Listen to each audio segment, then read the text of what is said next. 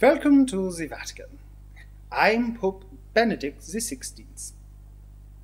I've had many complaints from the faithful around the world that aggressive secularists have been very mean to Jesus' sheep, flock.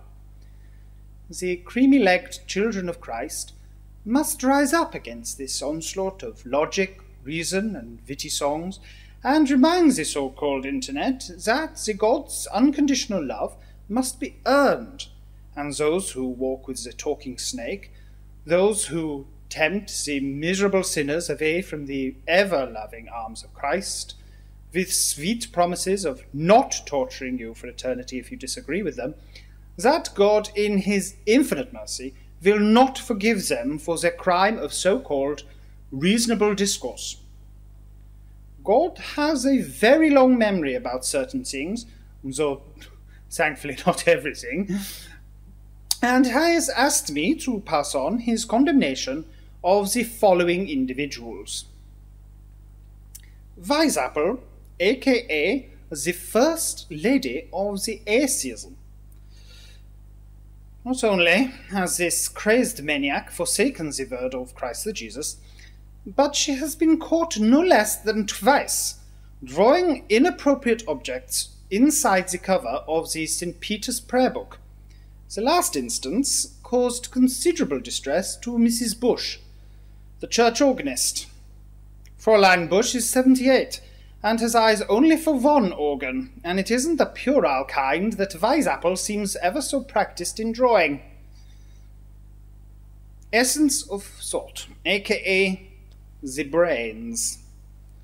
God has a special place in hell for the brain-electorals, such as Essence.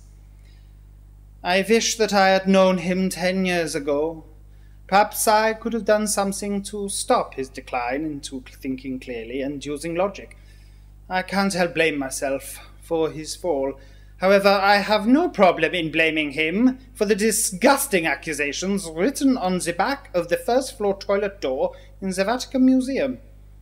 He may have thought it was the perfect crime. However, since the gents' toilet has no less than 40 ACT cameras, for security of course, he should be expecting a visit from the Swiss Guard soon.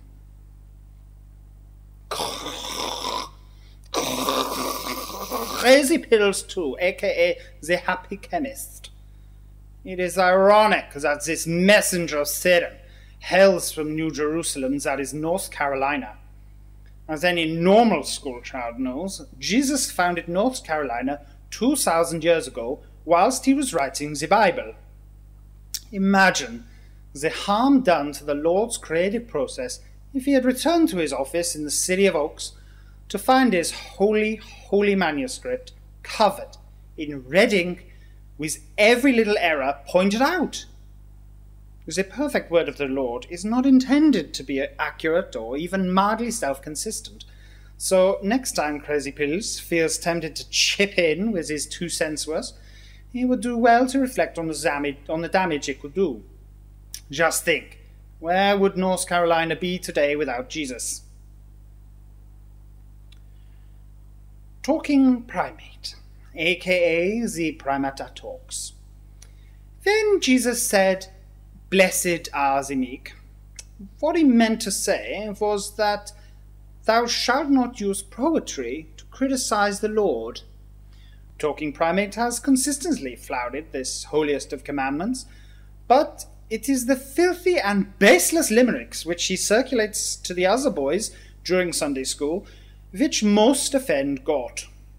In particular, the one about the priest from South Chester contained baseless and distressing accusations about the priest, who was actually from the town of Kitty Fiddleton.